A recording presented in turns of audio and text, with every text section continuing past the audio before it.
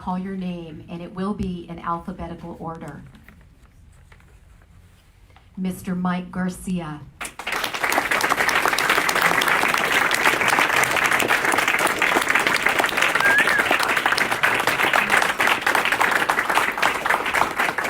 Mr. Kenneth Jenks.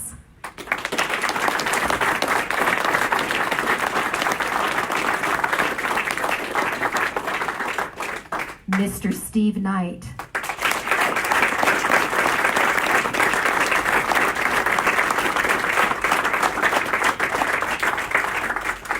Mr. Daniel Mercury.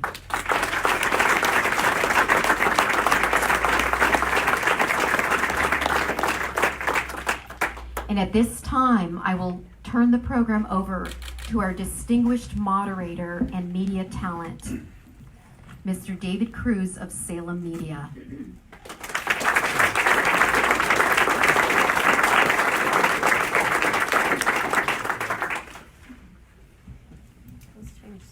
Good afternoon.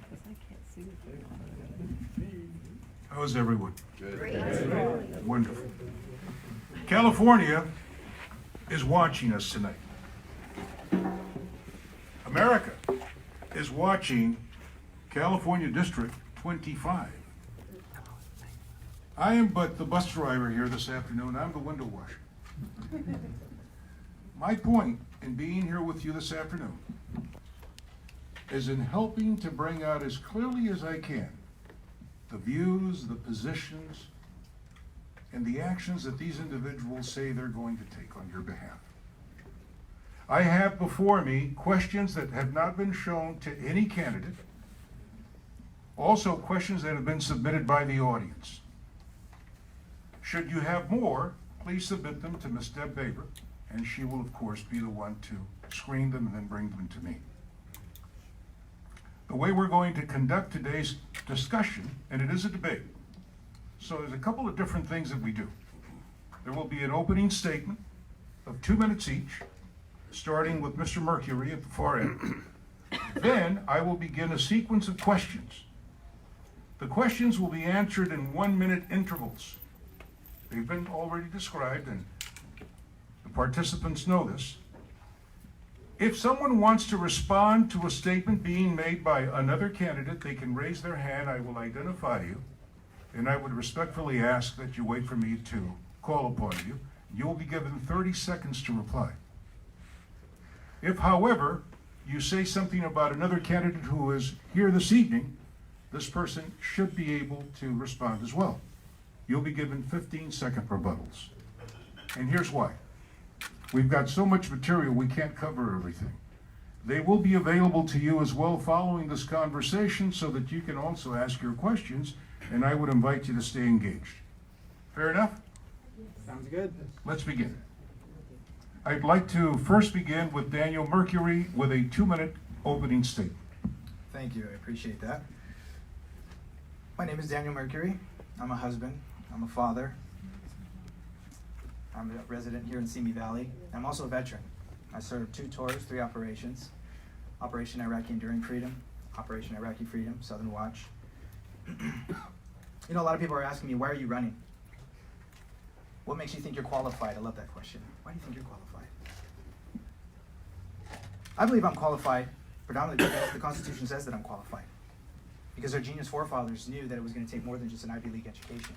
It was going to take people with integrity, good character. And I think right now that is exactly what we are sorely missing right now in our government. I think right now a lot of people say, well, what else? Well, I think all of us, including myself and people that I keep talking to, is the corruption. And most agree that the corruption stems from career politicians. And I, for one, am tired of career politicians. And we wonder, well, how do we get them out? It's going to take somebody, it's going to take a candidate that's going to stand up and not just fight for term limits, but put a number to that. 4 terms, 8 years, you're done. You walk. You never sit in that seat again. This is for the sake of the sovereignty of our people, to ensure that we abide by the rule of law and the will of the people. And I believe I am that candidate that can bring this back. Thank you. Thank you. Our timekeeper today is Pat Saraceno. She's keeping time, so please, she'll signal you and give you an opportunity to complete your statement, but no more.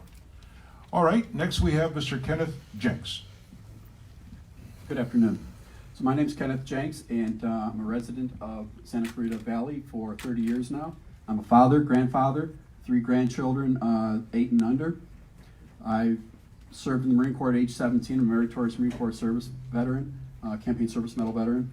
I've received a Bachelor of Engineering in Computer Science and Electrical Engineering undergrad, Master of Science in Engineering Management, and a top 10 executive MBA over the course of my career, raising kids and supporting the family. For 30 years, I've been building telecommunications networks to Homeland Security, first responders, hospitals, school districts, and working with the Communications Law Enforcement Act. I will be a congressman that delivers with leadership, experience, conservative Christian values, sensitivity, sensibility. Issues that are important to me are education, healthcare, environment, and sovereignty. Thank you. Next we have Mr. Steve Knight. Well, good afternoon. I want to thank the RBC for having this debate today. It is wonderful to come out and have a debate and talk about the issues. My name is Stephen Knight. I live in Palmdale with my beautiful wife of 30 years, who's here in the audience, and my 2 boys, Christopher and Michael, 26 and 21, and our newest member, Luca Michael Knight, and Vanessa, coming to the family here. And I'm looking very forward to being a grandparent, even though I'm very young. Don't know that I'm old enough to be a grandparent. I'm a United States Army veteran. I joined right out of high school, enlisted myself, went in, served in Germany, served during the Cold War under President Reagan, and then went right into Los Angeles Police Department when I came out, and had my career in the Los Angeles Police Department, 18 years, including 5 divisions and then 3 years with gangs at Devonshire Division. I thoroughly enjoyed my time in LAPD. I thought it was a very honorable career, and I loved being a police officer. So why am I running? Why would anybody run for Congress? I think that is a good question to ask all of us. You've got to know why you're running for Congress. You've got to know why you're running for anything. I believe I'm a good leader. I believe I've shown that. I believe that good leaders can actually change people's lives. I have changed people's lives with things I've done in Congress, from our Convenience Veterans Care initiative that is now going across the country by the VA adopting what I did in Congress and changing how we do our values and our medical care for our veterans. So a good leader can change people's lives, and that's why I'm running. Thank you. Thank you, Mr. Garcia. Mike Garcia. Thank you. Pat, thanks again for hosting this with the RVC. It's always great to be in Simi Valley in the shadows of the Ronald Reagan Library, so this is very exciting. Who's ready to win in 2020? In the end, that's what all of this is about. And I've had the fortune of leading a team now for almost 12 months that has armed ourselves with the capacity and the ability to win. We have the endorsements on our campaign, and I'll tell you about my experiences throughout the evening. But we have endorsements across the entire district, to include Congressman Elton Gallegly, Mayor Mashburn, the city council members here in Simi Valley. We've raised $1.2 million. We're raising about $100K a week, and we have the right team in place. And what I'm most proud of is that we have 300 volunteers who are actively out there banging on doors and hitting about 2,500 houses a week right now, getting ready to fight the big fight against the big Democrat machine.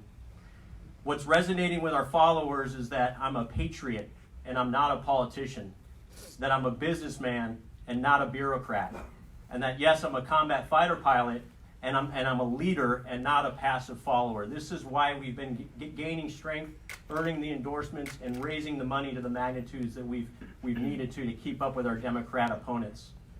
The power behind that is impressive, and I am the last candidate that the Democrats want to run against. I represent everything that I'm not supposed to be, and they're afraid of that. They're seeing horsepower, they're seeing energy, they're seeing someone who cares, who's working hard, and they're seeing a first-generation American who's a Republican, who's not blaming the government for any woes and was never reliant on the government for my successes. So folks, I believe we actually are a beacon of hope. We're a beacon of hope for California, and I do believe that our campaign will be the template for a series of large victories throughout the nation in 2020. So thank you.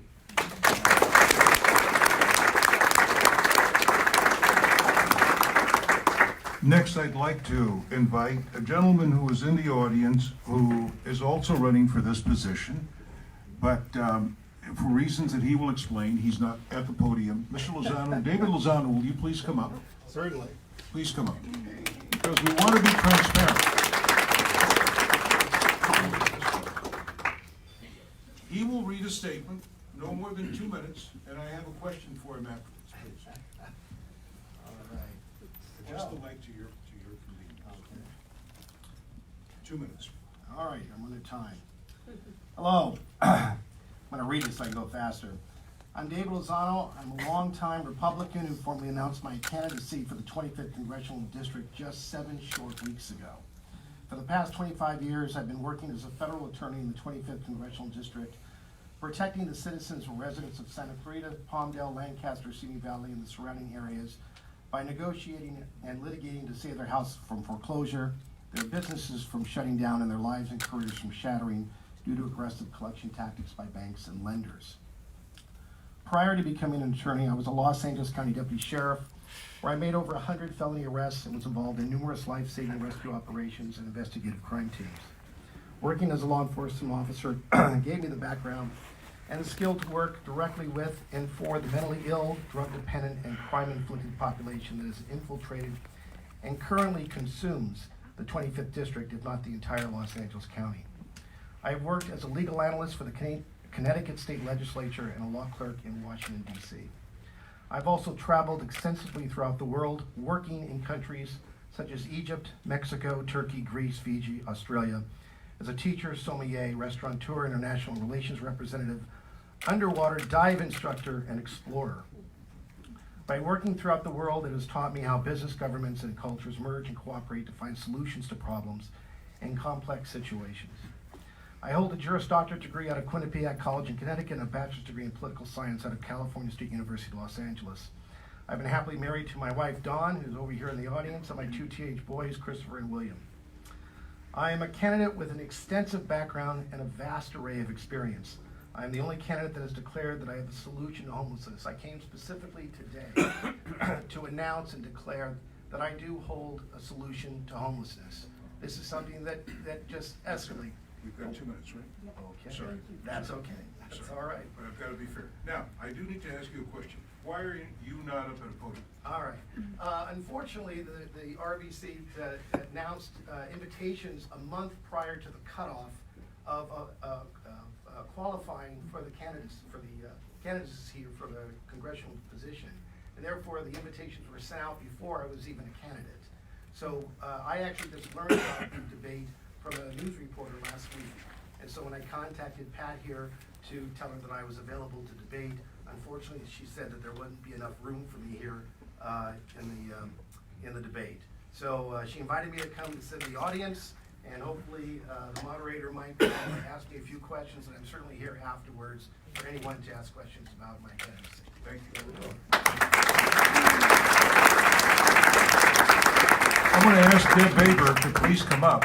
Deb, we also have a statement to be read by Courtney Lackey, who had a death in her family and could not be here. She too is a candidate. You will have 2 minutes to read her statement, please.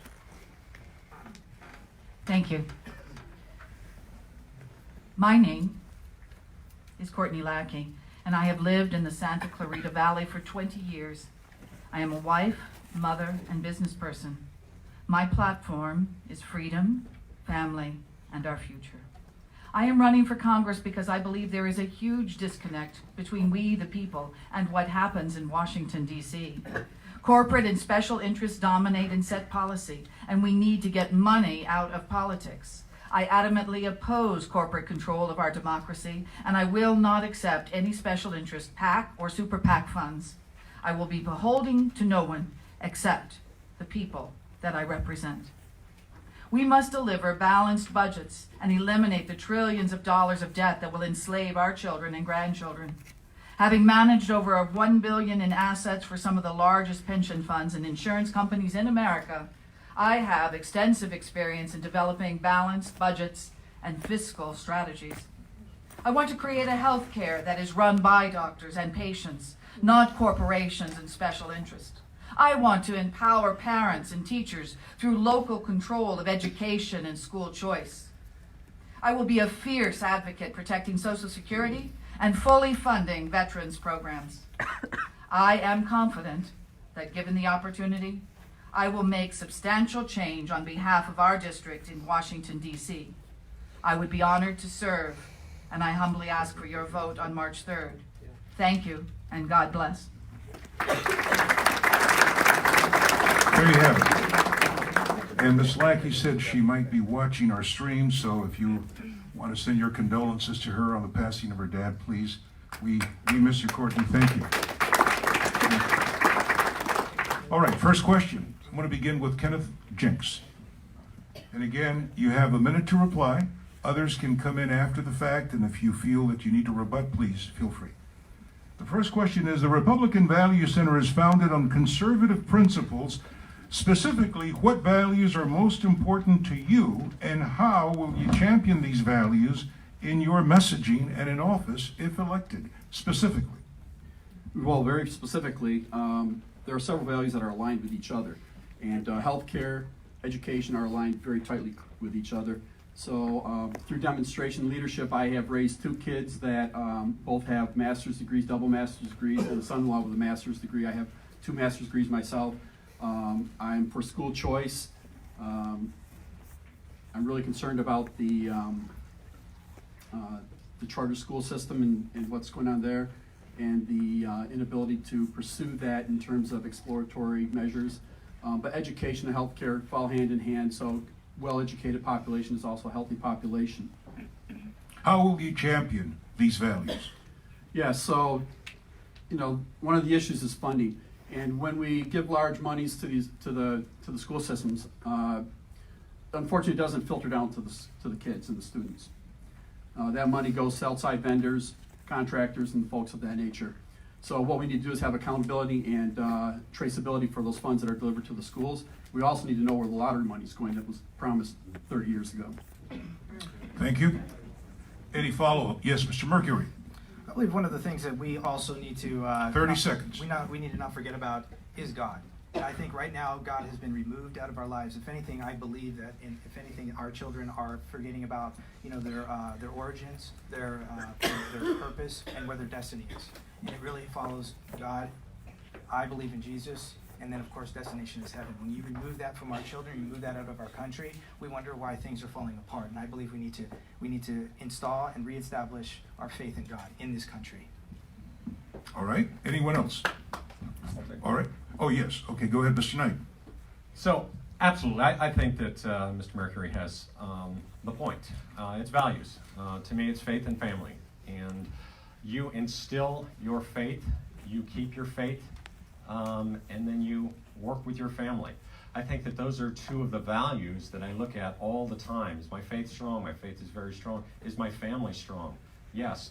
That takes care of an awful lot of the issues that I'm sure are going to be questions today, like homelessness, like broken families, like a lot of different things that if we had strong families, this would take care of some of those issues. All right, let's jump into that, Mr. Knight.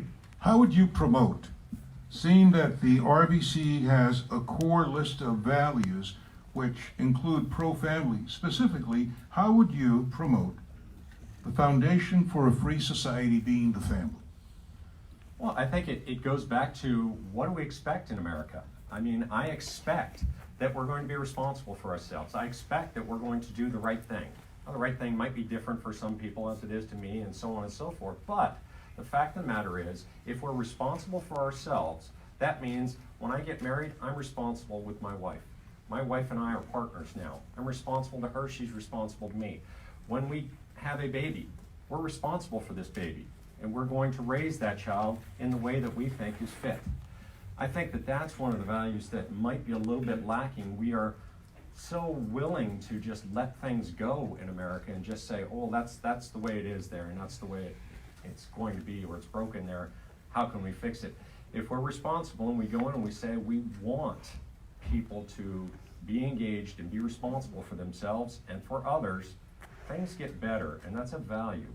All right, thank you. Mr. Garcia, is responsibility the same as accountability? Absolutely not. I mean, responsibility is usually given to the person who's following through on the action, but ultimately accountability can be this, in many cases, the same person who's responsible for that action or that principle, but accountability lies at a higher level.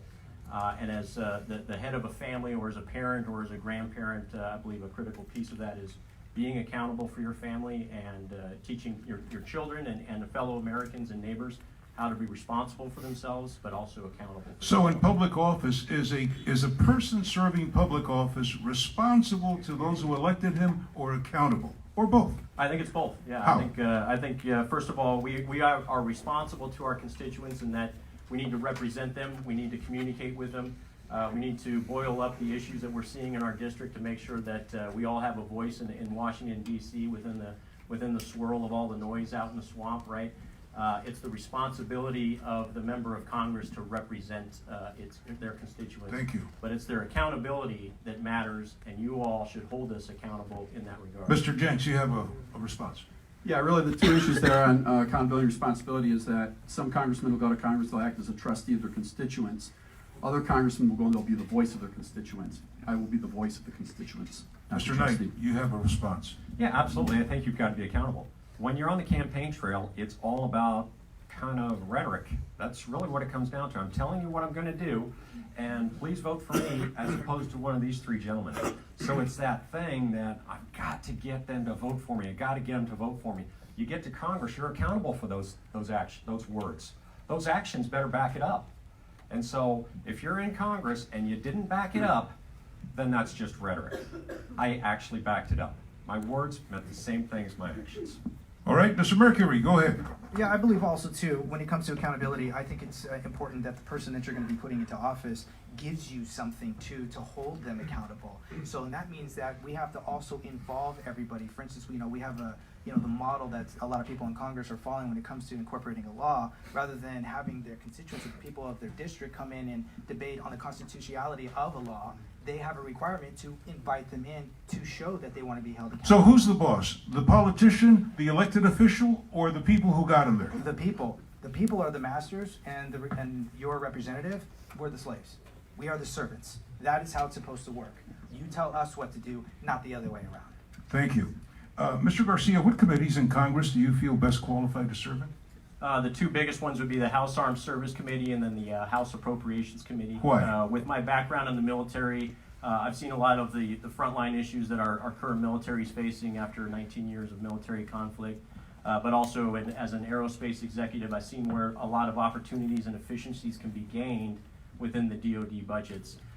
The Appropriations Committee is where the buying power is. That's where the decisions to procure are made, and that's where we, frankly, to your conversation about accountability, it's that committee that holds aerospace and all industries that they're buying equipment from accountable for not only the technology, but also the quality, the schedule, and the price. Thank you. Mr. Jenks, what committees would you be best suited for?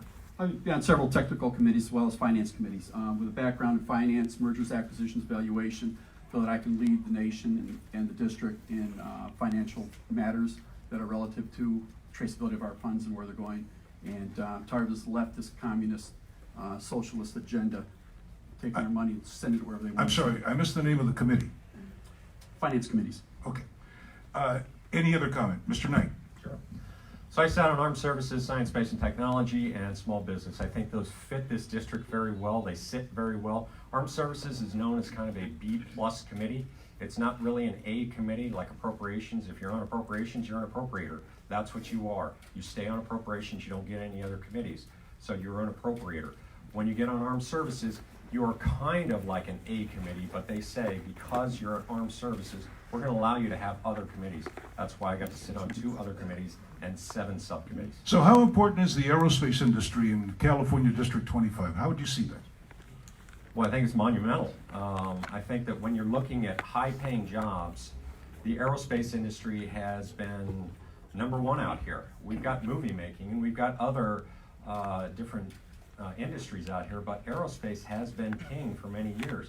Secondly, if we're going to defend a nation and we're going to put up the best platforms and the best training. We know how to do it. As I always say, the Wright brothers did something great on December 17th, 1903. After that, we took over.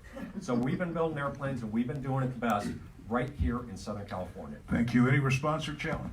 Yeah, I think aerospace is the backbone of this district. When you look at what our economy is underpinned by, it's primarily the large prime platform providers out in the Antelope Valley. And when you look down, it's almost like a river of supply chain between the Santa Clarita and the Simi Valley. Those suppliers in those two valleys are what feeds the plurality of the material, the plurality of the, frankly, the So why not expenses. return the man who held a position in that capacity back to Congress rather than bring someone who's not been there?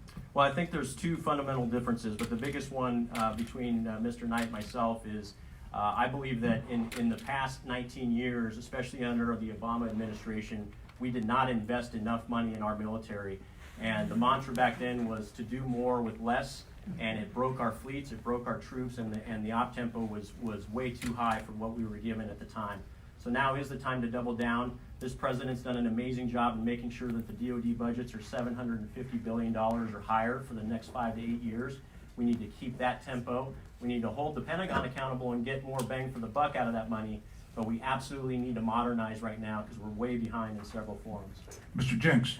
Yeah, one of the underlying technologies that enable aerospace is communication systems, and that's something that I haven't heard yet here.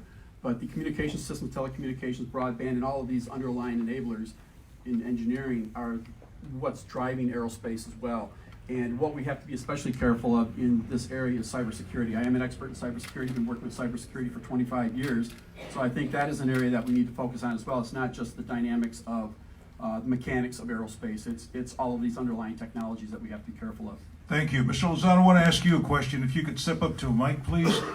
You have a law degree, is that correct? That's correct. How important is immigration versus, let's say, the economy? If you were to list your priority of projects, what would be most important to you? Well, illegal immigration it's one of the key elements here that is facing our country, that has divided our country. How would you address it?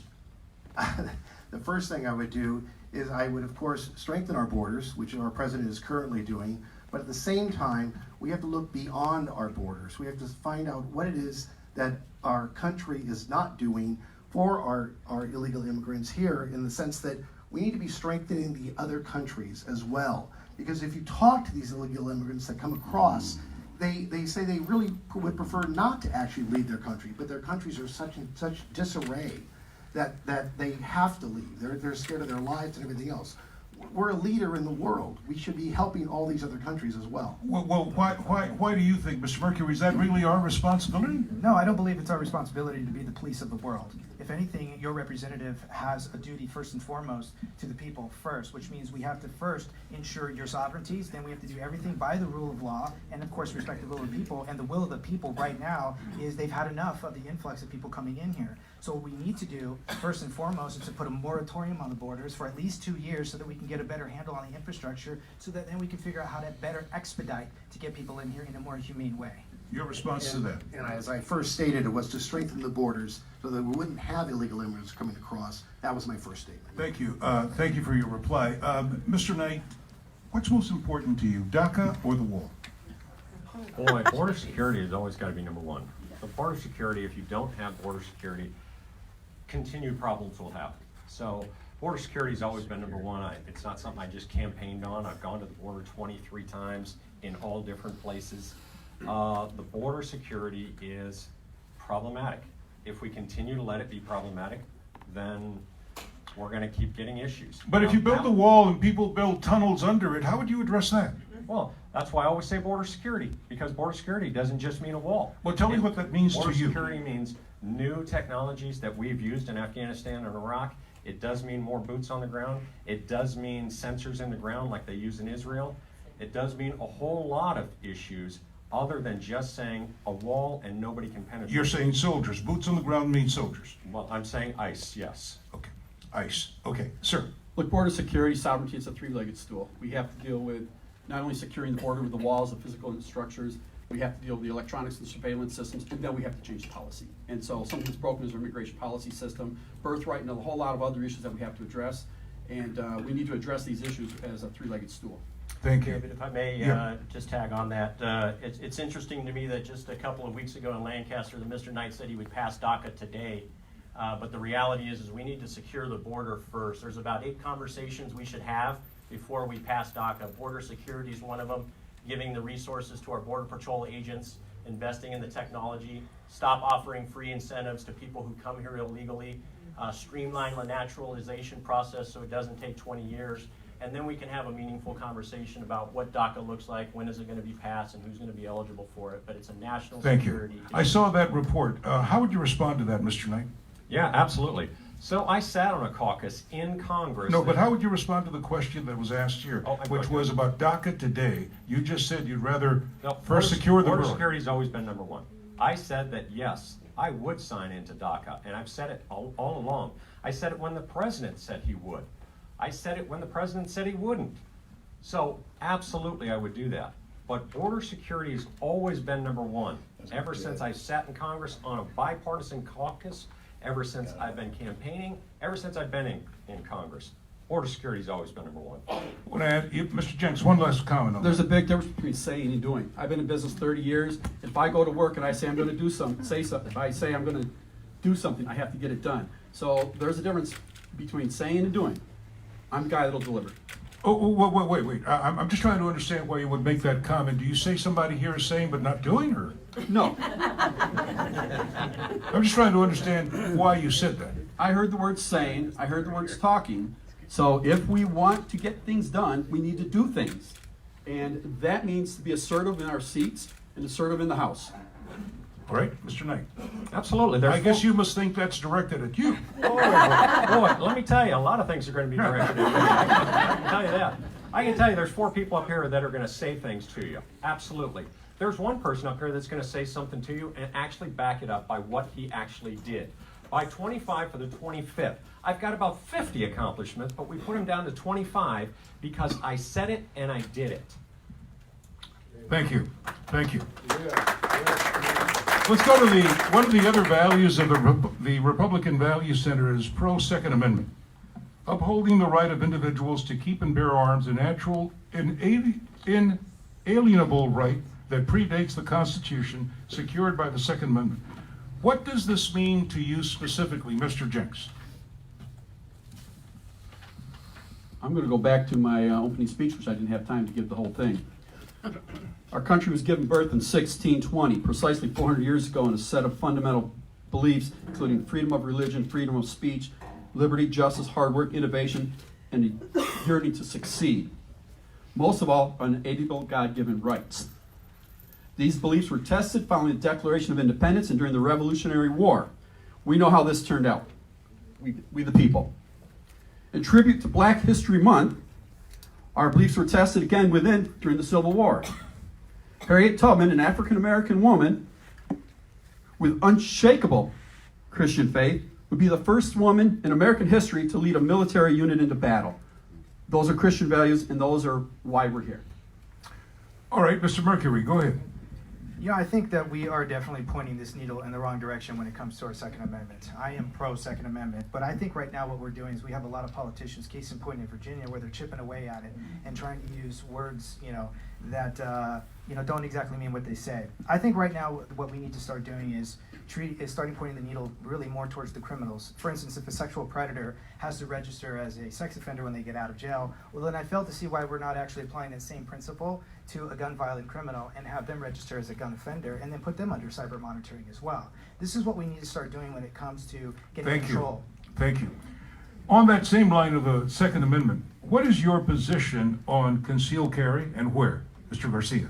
I think it should be allowed across the entire nation. I think one of the responsibilities of the federal government is to make sure that the regulations and the requirements for the concealed carry are consistent and uniform across all 50 states. That's a huge problem right now. Are there places where you would not allow guns? I would not allow it in schools, frankly, right now in this era. I think it's okay for teachers to be trained on how to use a firearm, but in this environment, I would not allow concealed carry weapons to be in schools. Mr. Jenks, bad guys have gone into schools. Yeah, so bad guys will get out of schools too. So we do need to look at arming the teachers put teachers that want to be armed into training programs, let them carry concealed. The other thing is, you know, some of this starts off, you look at the APA, what they've said about the violence and things that go on within the schools and these school shootings, and that is prevention and intervention at a young age. So why the hell are we teaching sex education in the schools and we're not teaching kids awareness? So I would say that we need to get back to the fundamental values of what we are in this country. Let our Thank you. parents teach. Mr. Mercury. Yeah, I don't think they're the same issues when we talk about, you know, a gun violent criminal going into a school versus students killing students. I think when it comes to students killing students, I truly believe that the What do answer, the students killing students use? they're using guns, but let me explain is that I believe what we need to do is strengthen the family. You want to stop students killing students, we need to strengthen the families. It's not about creating more gun laws, it's about creating and strengthening the family so they have more time with their children. Thank you. Mr. Knight. So I think that the question was CCW. So you can look back at 2009. There was a young young assemblyman in this legislature, Steve Knight, wrote AB 357. I pulled that number out so that people would know this is a CCW issue. We have 58 counties. They do 58 different things. My bill just said one issue. You can tell us what you want to do, but one issue throughout the counties. We have people that are in Kern County that get a CCW. They go 2 miles to the south and get into LA County, and there's no way they will get a CCW. And part of law here in California Thank you. is good cause. They can say anything for good cause. We took that out. Mr. Garcia. Yeah, Final rebuttal. I think it's important to recognize that if it weren't for the Second Amendment, there would probably not be a First Amendment, and we absolutely need to protect that. What's happening now is criminals are no longer fearing the judicial system, they're no longer fearing law enforcement, and we absolutely need to train criminals to be fearful of their victims, and they need to have the right to bear arms to do so. We're going to move on. Thank you very much, Mr. Garcia. Okay, gentlemen, this is an open question. I'm going to start with Mr. Knight. From the House chambers, as our elected official in Congress, as a Californian, would you support recalling or impeaching Governor Newsom as a peaceful, appropriate move to diminish the one-party controlling rule in Sacramento? This is a question from the audience. So I absolutely think Governor Newsom should be out. But that being said, we have a 2/3 in both houses right now, in the Assembly and in the Senate, and the governor and every constitutional office. So something's happening here in California. They're electing Democrats way more than they're electing Republicans. Why? We've got to figure that out. We've got to do better. We've got to win elections. That's the way you get back. In 1996, we had the Senate. The Republican Party was the majority party in 1996. From there on out, and I remember sitting with my dad when the polls were coming in, and he was saying, oh my gosh, things are changing right now. It was because it had changed. The Democrats took control. From there on, they have been in control. Okay, and I respect what you've just said. Why do you think we've lost positions? Well, my personal opinion is you've got two. Well, you're the areas. one running for Congress, so I just want to make sure that I get your You've got view. two areas from Contra Costa up through San Francisco County and most of LA County that have controlled our elections. They really have. They've put out more voters, they've put out more electorate, they have won more elections. That's the way it is. If we want to turn this, we've got to make sure that Republicans come out and vote. We've got to get people that understand our values and our issues and get them to the polls and make sure that they're there. Mr. Garcia. Yeah, I actually agree that we need to get the voters out, but it's on the candidates. It's the responsibility and the accountability, if you will, of the candidates to inspire volunteers, to inspire our teams to get out there and get the vote, to show the contrast between ourselves and people like Katie Hill and now Christy Smith. We need to educate voters. We need to recognize and help people recognize why they need to vote conservative values and people who are qualified for the job. There comes that word accountability again. I'm going to show you something on accountability in a few moments. Mr. Jenks. Yeah, so we have 25% of the state that's registered Republican. Why? So let's look at the history here. So if you look at the sheets and you have 50 bullet points that are endorsements from the same politicians that got us here, how are we going to get to the next stage? We need to have merit-based campaigning, and one of the issues here is we're retreading continuously the same politicians that got us 25% of the Republican. So let me see if I say, when you say merit, but isn't that the choice of the voters? They pick It is the people choice, they yes. like, or It is, but there's a lot of influence from these endorsements, I'll tell you that right now. So you know, so we have to be careful when you look at the endorsements. Those aren't personal references. They're great. They're great on their own. Thank but, you. It's Mr. 25%. Mercury, Yeah, I'm going to tell you right now. I mean, it's a multi-layered reasoning as to why we lost. tell me know. what you think. I believe it stems from predominantly, as I said earlier, career politicians, but also being allowed where they are basically having a handout. And what happens is that when they are able to raise so much money, they become an incumbent. Once they become an incumbent, they take that money and they put it into a finance committee, and it's so much harder to get them out because now they already have a huge head start, and then you get unions and lobbying and firms. They have to be removed, and we have to remove big money and all money and limit and cap what a candidate can actually run on. That's how you're going to get it back. Thank you. Mr. Knight, to the point of accountability and incumbency, you were the incumbent. You were defeated. How do you explain that? Well, I think I need more than a minute, but there was an awful lot of things that got us to not winning re-election. We took about 2 months after that, and we started looking at it. We said, what did we do that Katie Hill might have done? What should we have done? And what did we do very well? I can tell you the campaigns are changed. They have changed. The times of get out as many volunteers as you can, knock on those doors, send out a couple mailers, and you're going to be elected are over. Yes, you're probably going to do some of those things, but if you're not doing the other issues, and I'm not going to tell you what they are right now, but if you're not doing the other issues, you're not going to get elected. There's no way. And in November, you're going to get crushed. The Democrat Party has figured about 3 things out. And it all stems from what ballot harvesting did. And that ballot harvesting went down, and they looked at 3 different issues, and they started doing them very well, and we were caught flat-footed. We're doing it better this time. We're doing it differently this time. That's why we're going to win. Thank you. Mr. Garcia. I'll tell you what we have to do. We need to raise money. We do need the volunteers. We need to be present in the district, go to every meeting. We can't take anything for granted. We need to work harder than we ever have before, and we need to tamp people out like Katie Hill before she grows legs and becomes a huge threat to our party.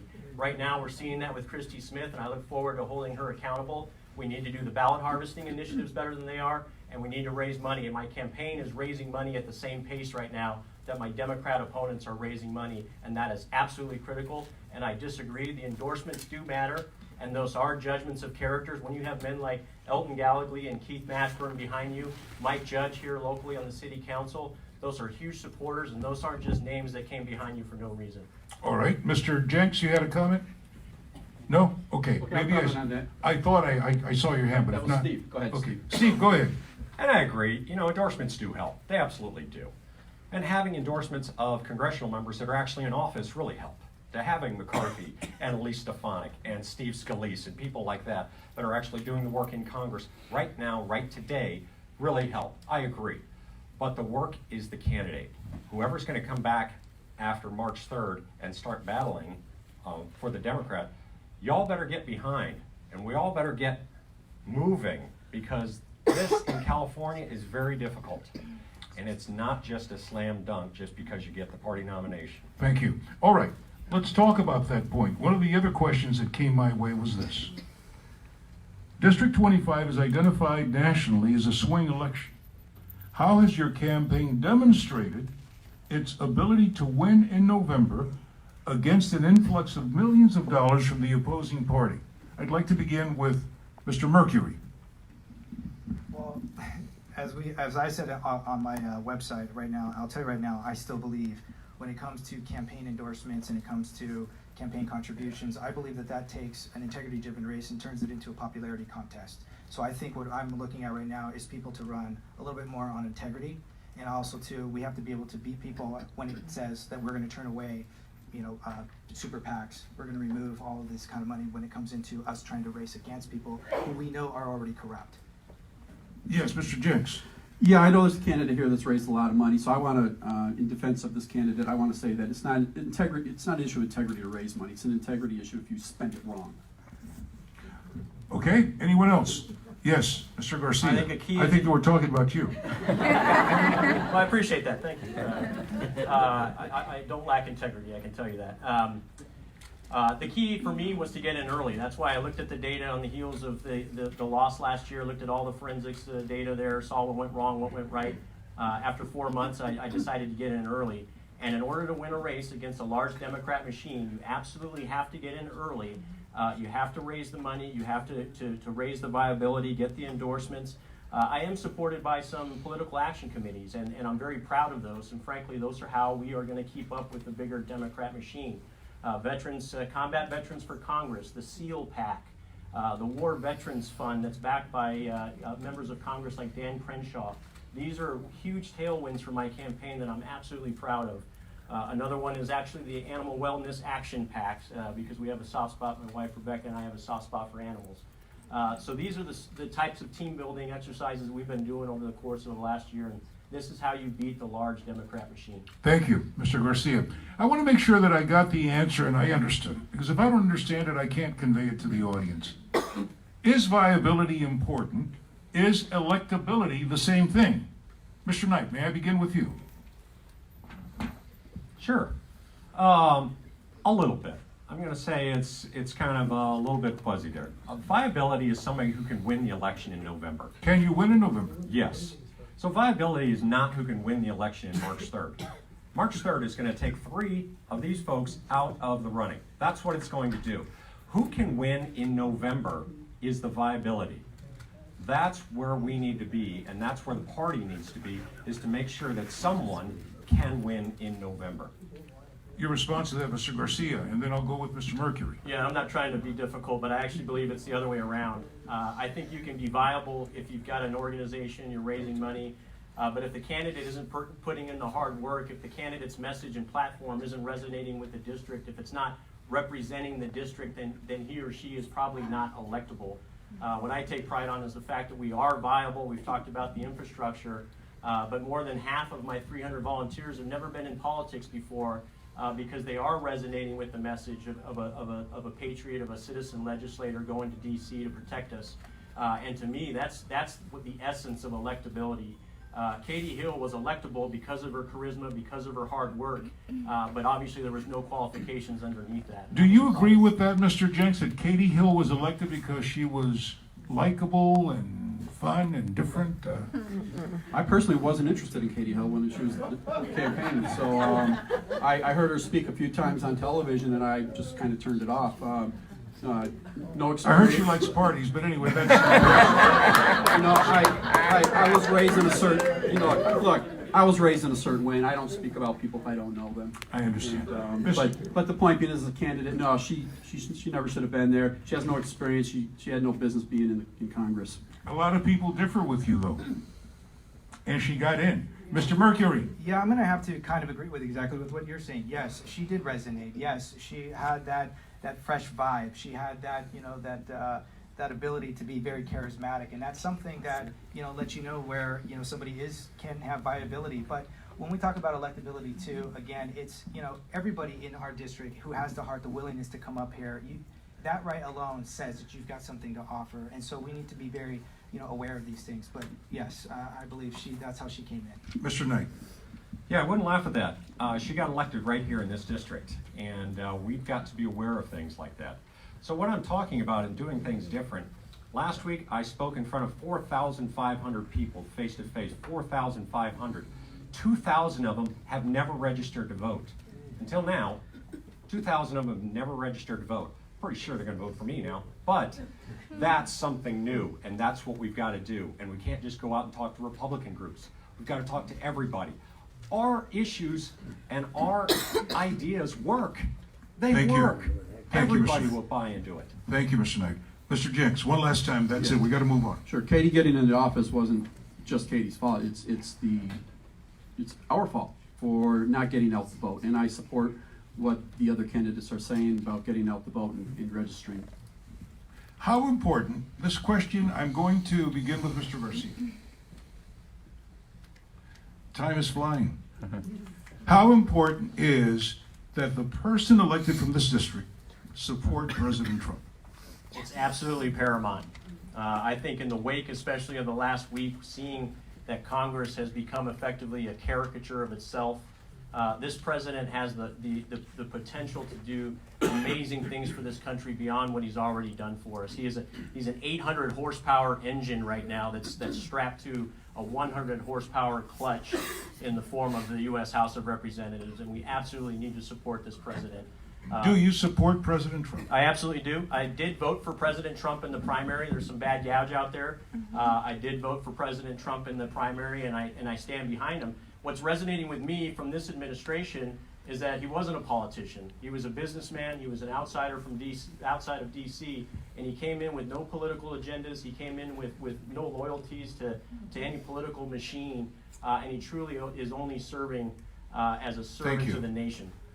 Mr. Jenks. I resemble that. Thank you. All right, Mr. Mercury. Yeah, I'm going to go on record right now too and say also too that I support the president. Okay, thank you. Predominantly, one of the reasons that I believe is because he's also the only president, and from what I see, is that he created a brilliant plan between Israel and the Palestinians, a plan where he's the only president that bothered to even take out a map and figure out where they can actually mark the lines where the Israelis had actually agreed to give over some land to the Palestinians. That is a brilliant plan. He's the only president that has done this. Thank And you. I'm telling everybody right now, you should get behind this president. Mr. Knight, please, same Well, question. I'm glad you brought up that point because I was one of the only 9 House members that went over to the Holy City when the embassy was coming in. But I want to come back to No, that I'm question going to. earlier. Okay, I please, like you got that. 30 seconds. I like that. Okay? So yes, I think I'm the only one up here who can say I support the president, and I've got something to back it up. When I was in Congress, I voted with the president's policies 99% of the time. That's it. 99% of the time when President Trump's policies came down, I voted with him. I've been out of Congress a year now. I'm still in the top 10 in Congress voting with the president. So I want to ask you this follow-up question, Mr. Knight, and I'm sure that others will follow up as well. You are broadcast in several interviews where you say, I differ with the president on quite a bit. I'm sure this is not the first time you've been asked that. Sure. Did you differ with him then, or do you differ with him now? Or if you agree with him now, what's changed about him that's caused you to say tonight that you will support him? Remember, nothing has changed. When President Trump said something about John McCain, I said that's not something I agree with. I don't agree with those comments. Now, some people would say, well, then you don't support the president. That's absolutely not true. President Reagan was my favorite president, and there were certain times where I would say, I don't agree with what President Reagan said. But let's look at policy. President Trump has set down a policy. I was a congressional member. I agreed with that policy almost every time, 99% of the time. But if somebody says something, even if my son says something, and I say, you know what, I don't agree with that, we can have a discussion. So that's it. Thank you, Mr. Knight. Okay, I want to move on to another question. I'll begin with Mr. Mercury. What are the 2 or 3 steps or things you will do to address our annual budget deficit? This is a question from the audience. Well, that is a great question. Give me a great answer. Great answer. You got 1 minute. Thank you. The great answer to that is, right now there are 2 bills sitting on the floor. They are HR 24 and HR 25. One of them is to abolish the Income Tax Act. The other one is also to abolish the IRS. And right now they are just sitting there collecting dust because nobody wants to put that on the floor and nobody wants to make that happen. That is something that we need to happen. But if you enact those, you then will have to also abolish or repeal the 16th Amendment. And then on top of that, what we need to do is get our money back on a gold standard. We want to drop this crazy $23 trillion debt down. You have to make sure that your money actually means something. But because there's not enough gold to go around, we're going to have to introduce other things like silver, palladium, and platinum, and even now, digital cryptocurrencies. Thank you, Mr. Knight. Mr. Garcia. So I would be one of those members in the House where I'm sitting there not passing a budget until we absolutely see a path to not having deficit spending year over year. We need to have a balanced budget act. We need to do, sorry to interrupt David, we need to do a line by line investigation of where we're spending the money and where efficiencies can be gained. We can synergize and combine agencies like the Commerce Department, Agriculture Department. There's overlap among many of these federal agencies in DC that we should be able to synergize and get costs down. Thank you. Yes, Mr. Jenks. See, that's where an experience shows, because it's not just about balancing a budget with these candidates here, it's about balancing the economy. And you have to have fiscal responsibility, monetary responsibility. You have to understand how the Fed runs, what full employment means. So again, we're looking at this from a 3-legged stool. So I would say a balanced economy is just as equally important as a balanced budget, so you don't fall into deficits. Thank you. Thank you. Now, I want to poll the audience. I know this is informal, it wasn't planned, it's not in the script. Are you learning something about them? Yes. Thank you. Please, and keep sending questions. Thank you, Deb. All right, we're going to move on to law and order. I'm sorry, pro law and order. Law and order, and this is one of the values also espoused here at the Republican Value Center. It provides the peaceful foundation needed to prosper. Here's my question. What specifically will you do, Mr. Jenks, to support men and women in uniform, those who are wearing the badge each and every day? Specifically, what would you do? Well, very specifically, I'd make sure that there's funding available for those men and women wearing the uniform. I have supported men and women wearing uniform for 30 years in my line of business, and I will continue to support it, but we need to have smart legislation. We're going to continue to have ICE, and we will get the funding that the law enforcement needs, we'll get the equipment that they need, and we'll battle the criminals where they're supposed to be battled. And I thank Steve Knight for his service as an 18-year police officer. Mr. Garcia. First of all, can I say how proud we should be to have 4 veterans on stage right now? Frankly, folks, I think that's the recipe for success in D.C. We don't have enough veterans serving in Congress right now. We're at an all-time low percentage-wise. For me, the priority in the district needs to be to get mental health facilities in each one of the major valleys throughout the 25th District, Simi, Antelope Valley, and Santa Clarita. It's not good enough to just send our veterans who sometimes have significant mental issues to a civilian hospital or urgent care. They need specialized and tailored treatment. We need to improve the way the compensation and pension plans and the disability phone calls and services go for our veterans. We need to improve the comms with the VA. And one of the biggest things that no one's really talked about is the U.S. military should be required to give veterans a civil equivalency training and exam so that some of the skill sets that they're learning in the military are actually transportable and directly cross-decked into the civilian world. Thank you very much, Mr. Garcia. All right. Men and women in uniform are beloved, and we appreciate their service. Let's talk about pro-capitalism, another value of the Republican Value Center. It drives economic growth. You would know about that. You've been an economics expert for a long time, Jeffrey Beer. Okay, it also ignites private sector development as the only sustainable solution to poverty. I want to have a specific answer to the question, what would you do to bring jobs that have been exported abroad? How would you reignite economies in dying cities that need jobs today and well-paying jobs? What would you do? Mr. Jenks. This is an area of expertise of mine in capitalism. I've taken 3 companies and moved them. One company was $7.5 million startup capital. We went 3 years and hit $300 million, was acquired by Comcast Ventures. So I understand capitalism. We need incentives. We're chasing, let's talk about our own communities here. We're chasing companies out of California because they can't afford the insurances and all the other taxation and burdens that are set upon them. So, we provide incentives for the companies to stay here, whether it's additional tax breaks, getting a grip on, let's say, for example, lawsuits, employee insurance and lawsuits that happen with employers. So they're faced with more risk, and so jobs are going elsewhere. All right, Mr. Garcia, you had a comment. You raised your hand. Yes, I think Mr. Knight was taking notes. Go. So to me, I'm a true constitutionalist and free market capitalism. It's all about supply and demand. The biggest thing that we can do is to extend the 2017 tax cuts that this president initiated a couple years ago. That was the catalyst for the boom that we're seeing in the economy and the jobs creation that we've seen.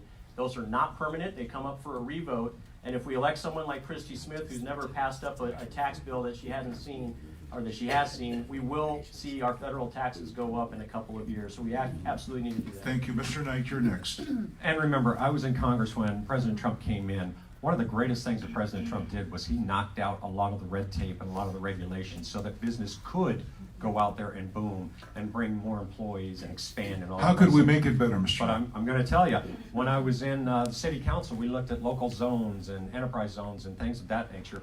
When I was in the Assembly and the Senate, I wrote a bill to bring the aerospace tax credit, $450 million. It was directed right at the new bomber, which we know now is the B-21. We said, if we do this tax credit, the bomber's going to be built in California. Well, no, you know what? It's going to be built in Palmdale. Before that, it was probably going to go to Texas Thank you. or Florida. Thank you. Mr. Mercury, you have the final word on that point. Thank you. I think we need to, first of all, we need to throw away and throw that AB5 in the garbage right now. That actually affects a lot of independent contractors, and that is the beauty thing about being a contractor, because I was before I created 2 LLCs, is one of the things that allows for people to do is to figure out what is going on within their indie cities, where is work missing, and how they can expand on that, and then next thing you know, they're going to create businesses and provide jobs to other people because they were permitted to grow. Thank you. We're going to move on because we have about 20 minutes left and I have to leave. Yeah, they cut me off. The commercials come in and I'm gone. Mr. Garcia, you mentioned veterans earlier. It's a very important point. America today is seeing more homeless vets than ever before. How would you change that? How would you address that? We need to absolutely take care of our veterans and make them a priority. We say that, but people don't want them in their neighborhood. That's right. So here's how we take care of them. One of the things that I mentioned already is the civil equivalency exam. We give them the training before they get out of the military so they can find great jobs that are paying $75,000 and up when they get out. That's how you keep them off the streets. Another initiative I'd like to instill is to have 10% of federal jobs set aside for people who have served their country, not just DOD and military personnel, but people who have served in AmeriCorps and Peace Corps. There should be a large chunk of federal jobs across the nation that are given priority to those folks. That keeps them in the same benefit system and allows them to stay on health care and benefits that they need. Thank you very much. Mr. Knight. So experience matters. We do have set-asides for veterans. We do have set-asides for veteran-owned businesses. I'd like to look at what Mayor Falconer has done in San Diego. They are the only city in California, only major city, that their homeless issue has gone down. They went down 8% last year. Mostly because... You sure they didn't move? Mostly because it's a Republican mayor. He's the only Republican mayor of the big cities. Because here in Ventura County, we don't have a comprehensive solution, and we find certain cities more beset with homelessness than others. My question to you is, what would you do? So he did the things that work. He did bridge shelters. He looked at the veterans and said, hey, look, you have some skills. Let's get you into a bridge shelter, and let's use that training to get you into a job. That's why he's had such a great impact, especially with our homeless veterans. Now, you can do that with a whole homeless population. We did it in Palmdale. We went out, we said, okay, we're gonna give you a 30-day voucher. You can stay at Motel 8, but guess what? You gotta go to the WorkSource Center. And we gotta see if you've got a skill. We wanna get you into a job. You get them into a job, they get a roof over their head, they get food in their belly, and they can take care of themselves. Thank you. Thank you. Mr. Jenks, you're next, then Mr. Mercury. Excuse my throat.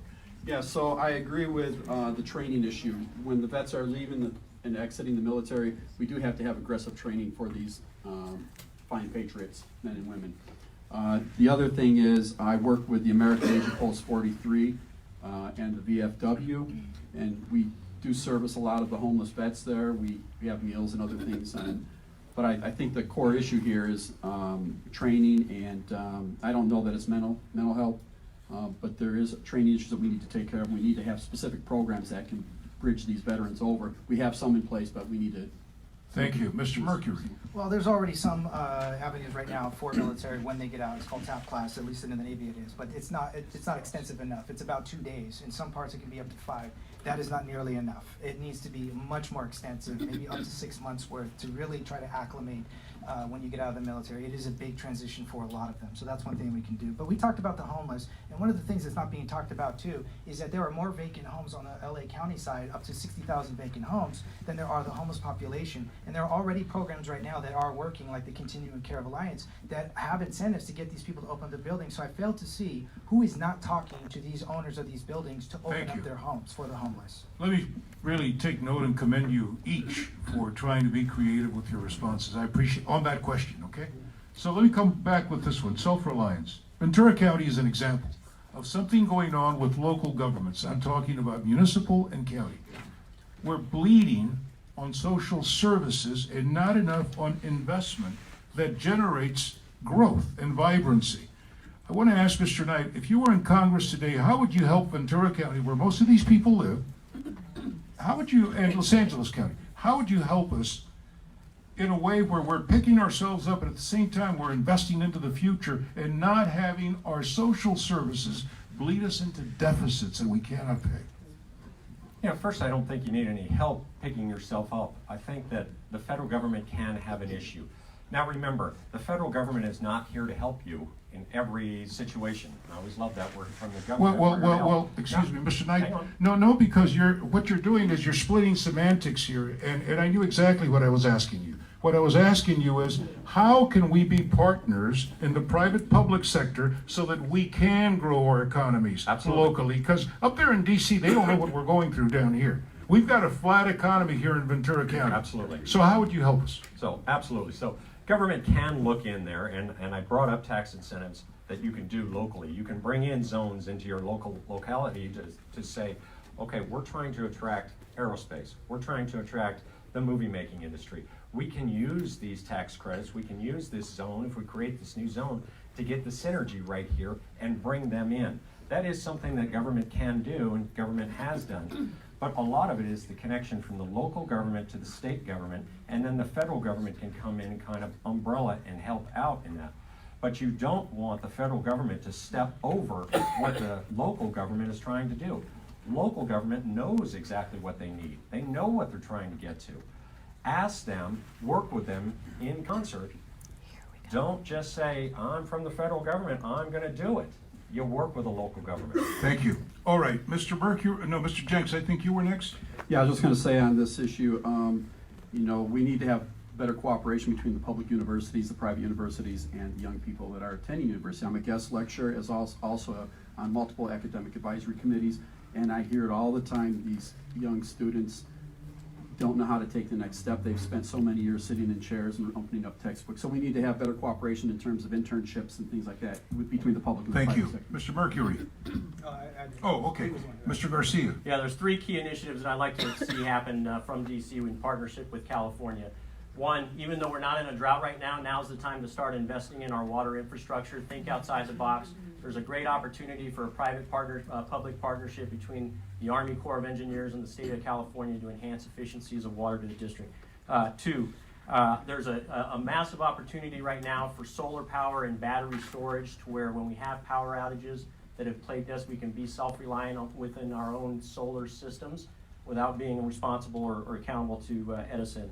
And the last point that I think was touched on a little bit is the federal government could and should invest in trade schools at local community colleges like Antelope Valley Yes. College and College of the Canyons to get kids Yes. get kids ramped up on aerospace and defense technologies and manufacturing processes. They can do this in 6 to 9 months. We've seen examples of that, and it's working. All right, I got to move on because time is winding down. As a candidate for U.S. House of Representatives, what does the word politician mean to you?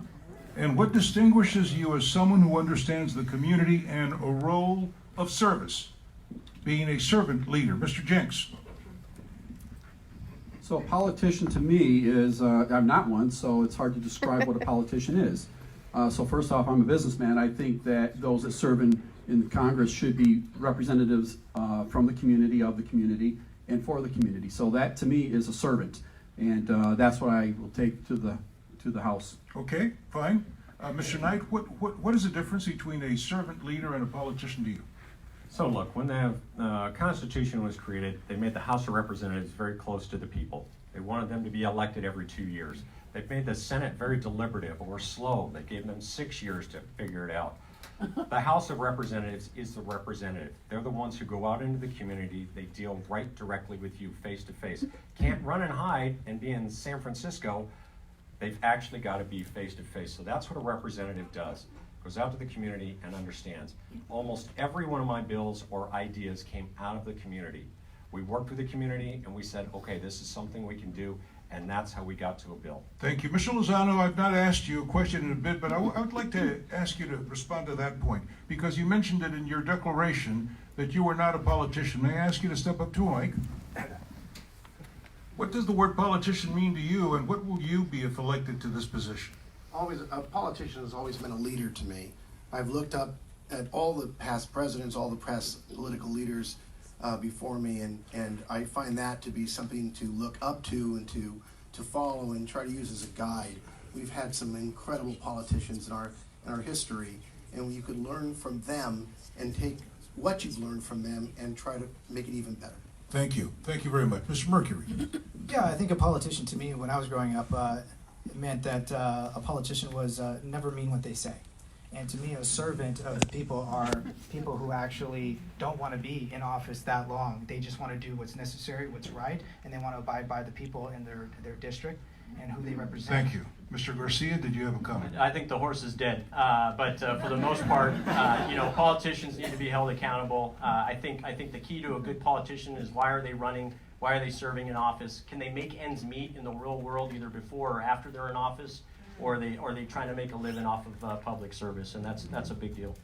Okay, this is a question from the audience. As a Republican within a state with a Democratic governor, how can you help us make an impact? There comes the word help again, but people want to know, what will you do for the people of California who are conservatives? Let me begin with Mr. Mercury. Well, again, I think one of the biggest things that we have lost is the sense of family. I think that we have lost that path, and I think those of us who are here right now in this room believe in that, and I think that instillment needs to actually go on a much grander scale when it comes to educating our kids and instilling the fact that they also need to take part in government.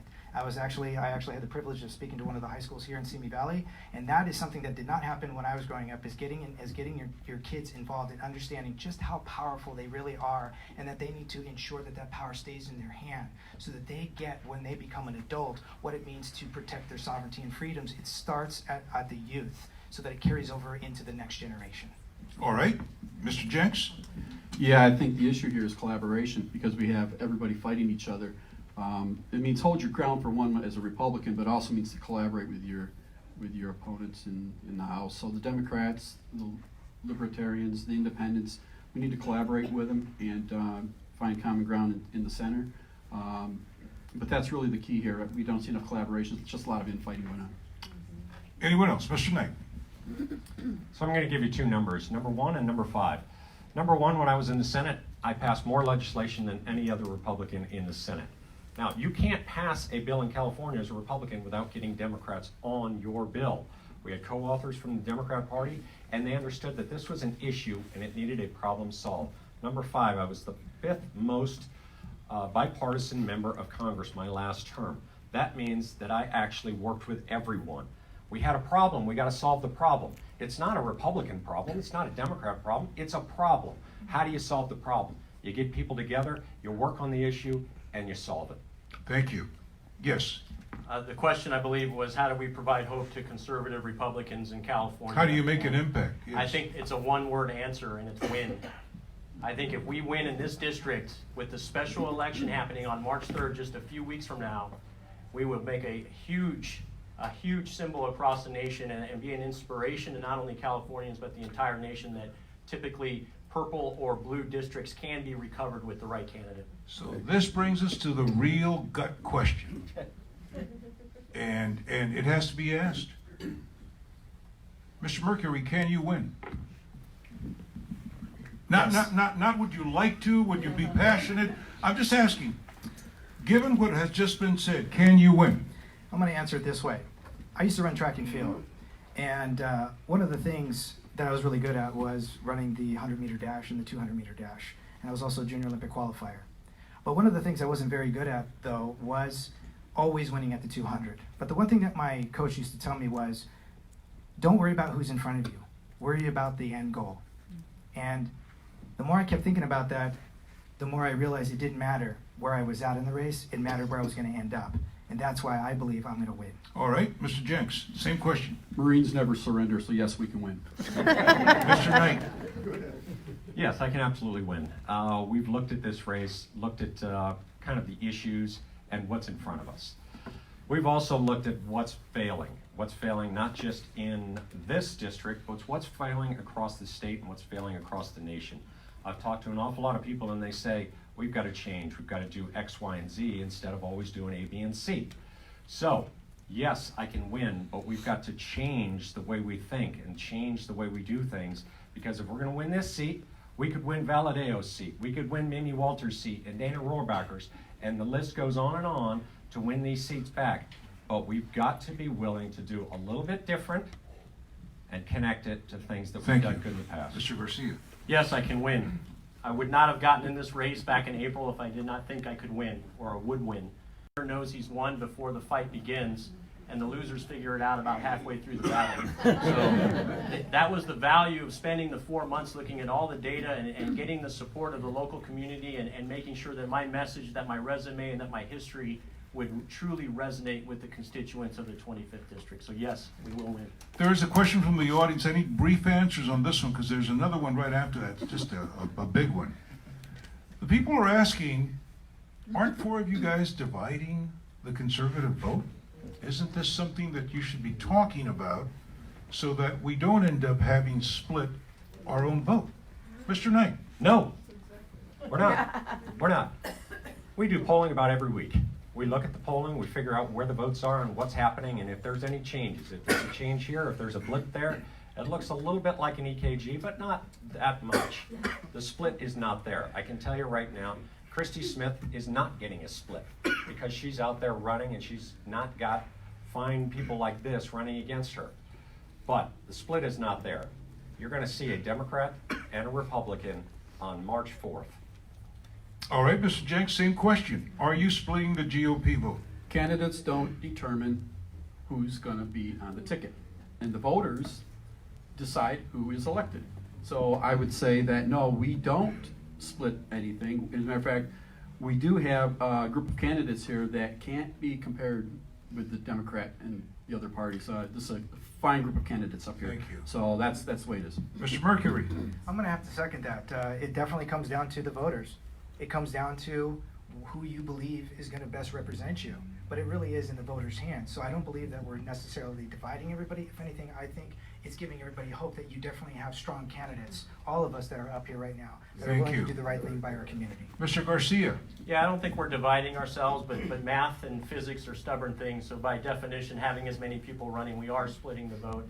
But I do have faith in our district that we will unify behind the right candidate. I'm a firm believer as a Republican that anything that doesn't kill you does make you stronger. And what we're doing right now is sharpening our sword for the real fight that begins on March 4th when we go against Christy Smith. So let's talk about that. Positive thing. Thank you. Let's talk about that. Will you, yes or no, get rid of the federal support for sanctuary states? How? If you say yes, and if not, then why not? I'll begin with Mr. Knight. So let me tell you how the California Republican Caucus goes when you're sitting in there at lunch on Wednesday or Thursday. We throw out ideas. One of the ideas is, golly, there's sanctuary cities, sanctuary state, all of these things. Let's talk about this. How do we get rid of this? I can tell you, I'll give you a little quick story. If you want to lower the age of drinking to 18, you can do it. Yeah. You could drop it to 18, but you know what's going to happen is they're going to restrict transportation funds. That was a long time ago that there was a lot of lobbying and changes. They're going to restrict transportation funds. So if you start doing things like this, which we all talked about, and we all said, yes, that's what we want to do, the very first thing that was happening was transportation funds are going to be restricted. So if you like your highways the way they are, I don't. I'd like to expand them. I'd like to have better highways and all of that. Be careful on those issues. Mr. Knight, can I ask you a I would question? love for this not to be a sanctuary state, but So let me ask you, just so I get clarity. That almost sounds like, again, the Washington deal making. I'll give you this if you give me that. So can you enlighten me on how you balance that? Because you know where you stand on something, but you've just said, well, we sit with these guys and, I want my roads too. So explain that to me. look, for everybody out there that doesn't say there's some sort of issue like that, then they've never grown up in a family. They've never been married. They've never figured any of those things out. We have to look at them and we have to be realistic about what's happening. Yes, we can absolutely push forward a bill to get rid of sanctuary states. Absolutely. But if there is a consequence on the other end, just know that's going to come. Now, if we can fix that, and I think we can, if we regain the House and we control the Senate with this president, I think we can. But Okay, but the president has drawn that same line and he stood his line. Amen. I just want to get your answers. Mr. Mercury. Yeah, that right there for me is prime example of the fact that this is a flip-flop. Yeah. You either are for it or you're against Yes. it. Yes. I'm against it. When we have sanctuary cities, that goes completely against our Constitution, your sovereignties, your freedoms. You cannot have somebody say yes in one hand and then no in the other. That's like Bernie Sanders telling everybody, you know, free medical health care for everybody, but then in the same breath he says, but I got to raise your So taxes are you too. saying yes or no? No, Because the the question sanctuary- was, will you get rid of federal support for sanctuary states? In other words, are you for sanctuary states? I'm against sanctuary states. Okay, so then would you work to, Eradicate them? Yes. Absolutely. Mr. Knight, I want to get your answer on the record. I'm against sanctuary states. I'm against sanctuary cities. Absolutely. 100%. Okay. Mr. Jenks, your position, yes, no? Yeah, I'm not going to negotiate over sanctuary cities and sanctuary states. We're not going to have it. And how many of you here voted to have a sanctuary state or a sanctuary city? Didn't None get of us it. voted for it. The power's in the people, we the people. So it's not up to me, it's up to us, all of us. And yes, I'm absolutely against sanctuary cities, sanctuary states, and we need to put ICE in control. Yes. Mr. Yes. Garcia. Yes. Yes. And it is a clear assault on our Constitution and one of the biggest threats to our national security. Thousands of Americans are killed by illegal immigrants every year. We absolutely need to have the federal government crush state and local governments if they ascribe to a sanctuary city policy. One of the ways you can gain leverage and make sure it does come to a head is you hold the cities and you hold the local governments accountable for the deaths of any Americans who have died at the hands of illegal immigrants. If you charge the city of Simi Valley, for instance, if Simi were a sanctuary city, and thank God it's not, but if you were to charge that city $500,000 for every death of an innocent American at the hands of an illegal immigrant, you would stop seeing sanctuary cities pop up all over our country. Thank you. We have time for... Well said. We have time for maybe one or two questions. This is, and I'm trying to pick the ones that seem to have been asked the most. This one is a little long, but I'll try to keep it very brief. Let's say that you're faced with a decision that you need to make as a member of the House of Representatives. Your constituent bosses, though, may not agree with you, but you think it's the best thing to do in their interest. Who do you listen to, or what do you do? Let's begin with Mr. Garcia. That's a great question and an academic debate that goes back 244 years, right? That's why our Constitution is written the way it is. The bottom line is that I have an accountability and responsibility to my constituents, but in the end, I have an accountability and responsibility to the national security and the survival of this country.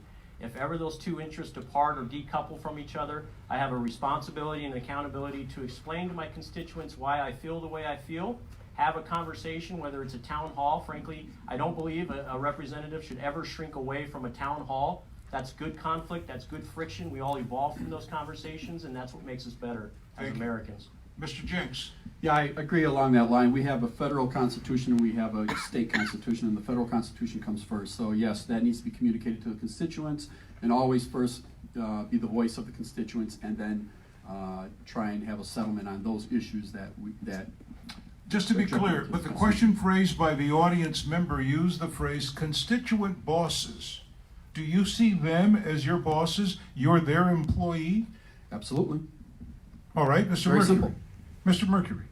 Well, I think the first thing that we need to do is, of course, remind our constituents that, especially when I was in the military, when you swear an oath to support and defend the Constitution, you say that first, which means your loyalties have to be first to the set of ideals that made this great country in the first place. So it's about mutual accountability with each other.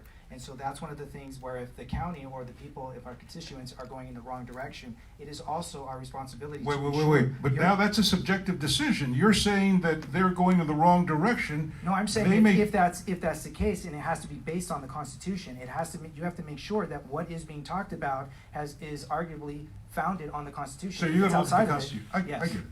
All right. Mr. Knight, did I ask you that question? No, you didn't, but I'll Please, answer. please, sir.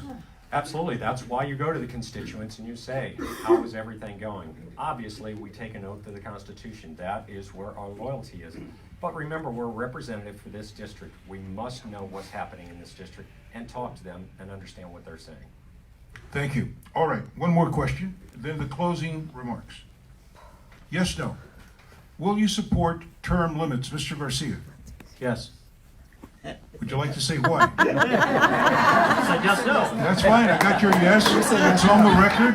Tell me why. I got you on that one. My opinion is that Thank you. No, I'm kidding. it's a trap. My opinion is that if you go to DC too long, you forget why you're there, you forget who you're serving, and which is your constituents. Frankly, if you can't get done in what you need to do in the span of 10 years, then you shouldn't have been there in the first place. If I may, just a nuance, and one of the issues with term limits not getting passed is no one can really agree on the number.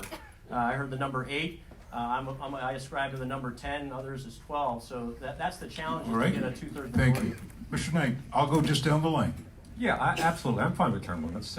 You've got to pick a number that's going to fit both. Give me an idea. You got to fit both. So here in California, we did 14, and you said you could do 6 and 8. Then we changed it to 12, and so then you could do 12. You could do 12 as a senator, 12 as an assemblyman. Because that changed, they took away pensions from assemblymen and senators. So that was kind of the big drawing line. We don't want you to have a pension, and we don't want you to stay there that long. So if we're going to do it at the federal level, then you've got to let the representatives stay enough time so that the staff is not running Washington, D.C. Yeah. So it's got to be around 12 years. All right, thank you. Mr. Jenks. Yeah, so Senate would be 2 terms, that's 12 years, and they would be rotating with Congress, which is 3 terms for 6 years. So that's how you break up the network in DC, and you break up the lobbying. Because Okay, you guys lose those got contacts. those numbers, right? 12 for Senate? It's 3 terms for Congress, that's 6 years, and it's 2 terms for the Senate, that's 12 years. There'd be a lot of guys with white hair, and I don't have any, who would be going out of DC tomorrow, right? That's All right, fine. Mr. Mercury. No problem. Well, right now, the most powerful seat in the House right now is the president. It's 8 years. We look at right now people that are in Congress that have actually been in over 40 plus years. And we wonder, some of them have actually seen 5 presidencies. So no, these are extremely, extraordinarily powerful seats, and they are not incorruptible, or the people that sit in them. So I say 4 terms, 8 years, no longer the president of the United States. You are done. Thank you. Time now for the closing statement. I began initially at your end. I'll begin today with Mr. Garcia. Yes, please. I'll be quick, but I feel like this needs to be asked. Please. In my mind, one of the best legislative accomplishments that the president has gotten passed is the tax cuts bill. So Yes. to the candidates, can you tell me specifically about the bill, what you liked about the legislation, and then where you thought it could have been better? All right. That'll be the only question I've got time for, but thank you very much for asking it. All right, let's begin with Mr. Garcia. Go ahead. So what I liked about it was that across the board at every tax bracket, the percentage came down and the thresholds to reach those tax brackets came down in terms of the dollar value earned that year. That was the catalyst that got things moving. In the corporate world, on the left attacked the tax cut because it did benefit corporations, but it freed up capital that can then be used for internal research and development, the advancement of technologies in all industries, and frankly, the expansion of the companies and higher employment rates. What I would change, what I would try to shape for all Californians is to have the $10,000 state and local tax deduction limit be applied to an individual so that a married couple can benefit from a $20,000 cap instead of just a $10,000 cap as a married couple. It's a bit of a marriage tax and it hurts us here in California. Thank you. Mr. Knight. Well, yes, I voted for it. When I was in Congress, I worked very closely with the framers of it. Actually talked to the president 1 or 2 times about the tax bill and voted for it. There are several issues that address California and New York and New Jersey and maybe a couple other states, and it has to do with our deduction on our houses. We thought that that was a big issue for certain states, especially here in California. I'd like to fix that. We fervently talked to the president and said, we would like to fix this. This is hitting about 5 states. He said that, yes, we would absolutely like to work on this in 2.0. Then I talked to the Ways and Means chairman and said, let's make sure that California and New York and all the other ones are not left out on this because this affects our property. Thank you. So, yes. No, thank you. Thank you very much. Well, real estate is important. You made the point. Mr. Jenks. Yeah, so we're now in alignment with the rest of the world. It was 22% corporate tax, and I've seen, in what my line of business, I've seen an incredible uptick in business over the past year and a half. My workload's tripled, doubled, quadrupled, whatever. Put some numbers on it. What I'd also like to see is further incentives, and that is we have educational student debt issues that we haven't talked about here. And that is some of these tax cuts that we could further incentivize the corporations to provide training programs and relieve some of the student debt on their employees. Thank you. Mr. Mercury, final word on that. I'll try to keep it short. Basically, I would try to improve on both, as some of my colleagues talked about, was marriage and house. And of course, my wife and I, we bought a house here. Things were just skyrocketing. It still did kind of negatively affect us, and I think we can do some improvements on that. And of course, being married, we definitely need to drop this down. So. He looks at his wife, the boss. Thank you very much, Mr. Mercury. All right, time now for closing comments. We'll begin with Mr. Garcia, 1 minute. All right, folks, I'll end with what I began with, and that this is absolutely a must-win for us here in California. This will be a symbol of hope and the template for the rest of the nation moving forward in 2020 with the special election going first. Einstein's definition of insanity was that doing the same thing over and over again and expecting different results is not rational. This is no different. We need to do something different. We need to be more aggressive. I believe leadership matters. I've led in combat. I've led in the corporate world. Experience matters. I've run a small business through the recession, through good times and bad times. Why you're running matters. I'm not running for ego or pride. I'm running because I believe in the Constitution, and frankly, what I saw in Katie Hill and now what I'm seeing in Christy Smith scares the hell out of me. I'm not doing this for the money. I'm not doing this for ego or any other reason. I'm doing this for the security of the nation. I believe people like us need to step up. Thank you. All right, Mr. Knight, closing comment. Well, thank you all for coming today. I think you saw 4 very good candidates, very qualified candidates. I want to thank my family for being here, and I want to thank you all for listening. This is very difficult. It really is. Being a congressman is tough. It's not just get elected and they tell you what to do. They don't. Your first day is a handshake and go ahead. So experience does matter. Experience at the local level, at the state level, and now at the federal level, it does matter. Remember, one of us is going to be the congressman for 6 months. That's a special election. Do you really want to put somebody up there that's going to have to figure out what to do, or do you want somebody who's going to hit the ground running? I'm going to hit the ground running. I've already got 5 or 10 phone calls I'm going to make on the very first day to change things in the VA with our veterans and other issues. So it's ground running experience. That's what I bring. That's what I hope you will vote for. Thank you. Mr. Jenks. This is all business as usual. So, you know, I've got 30 years in business, startup company. So I know how to organize, how to build a business, and you have to treat Congress like a business as well. So you got to get in there, build your, you have to have a business plan, so to speak. You have to do your pro forma financials if you need to. You got to know where your money's going to come from, how it's going to be spent. But I kind of take this personal too. I'm the grandson of America's founders, Revolutionary War heroes, Union soldiers of the Civil War, World War II, and the Korean War. And I fought the good fight myself, so I'm going to get in there, give it a good fight, and treat it as a business and be responsible to the constituents here. Thank you, Mr. Jenks. Mr. Mercury. I'm going to take a quick moment. I'll agree with Steve Knight. Yes, this is definitely tough. This is hard. This is difficult. But one of the things that has made it easy is my wife. And I think what's the old saying? Behind every good man is a great woman. And when it comes to my wife, that's an understatement. With that being said, this is an amazing district, and I believe that this is the district that really can be the ripple in the pond to really change the tide for the rest of the state. And I believe right now we're at a really great precipice. We're at a great turning point that we can make this happen. Thank you. Thank you. Mr. Lozano, I'll give you the same opportunity, sir. Please step up if you want to make a closing statement. Well, it's It's honor important. to be here and to be amongst these gentlemen. I mean, I sat here listening to their answers, and I would just love to be in the debate and be able to answer every question, but it was an honor to be amongst them and to be part of this. Thank you, sir. I want to thank the audience, and I want to thank these candidates. Thank you. Joan, it's your show. Thank you very much. Have a great evening. Joan, please, remain seated. No, don't leave.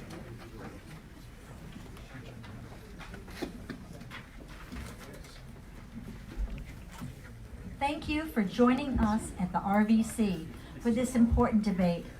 On March 3rd, or sooner, if you vote by mail, you will cast a vote first to fill the short-term seat left vacant when a disgraced Democrat was forced to resign. You will also cast a second vote for the person you want to represent your values in the halls of the House of Representatives. We hope tonight's affair has given you information you need to make these important decisions. We also hope you will consider signing up for future events at the RVC, and that you'll consider becoming a member of the Republican Value Center. So as you leave this evening, with the candidates' words ringing in your head, we leave you with words from the first Republican president, Abraham Lincoln. Quote, "Nearly all men can stand adversity, but if you want to test a man's character, give him power."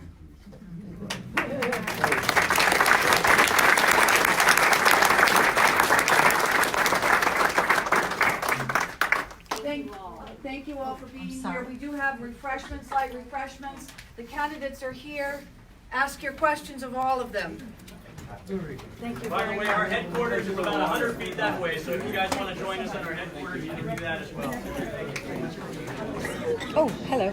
I just funny this guy never showed up. George Papadopoulos never showed up. Yeah, thanks everyone for checking in. Appreciate it. I'm going to close off now. Yes, that was a great debate. That was the first Republican debate. Sorry I couldn't get back to anyone who was calling me, but thank you for checking in, Amy and Kim and Linda and everybody. Yep, this is the other Kim. This is the Kim. I'm Kim Griner. But thank you, Amy, for checking in from that beautiful state of yours that you're in right now this weekend. But it was great. It was the first one. So next Tuesday will be the Democrats as well, but it won't be quite this forum. I'm going to go to that at 5 o'clock in the morning, California time. Lots to say. I've missed a lot of phone calls. Sonia, I know you called, but I don't think you saw my Facebook. So anyway, thanks for checking in, everyone. This was the first one, the first debate. So the only competition Mike Garcia has seems to be Christy Smith, and that's only because of outside money, no other reason. But again, I will do another Facebook Live another time. Thank you. Bye, everyone.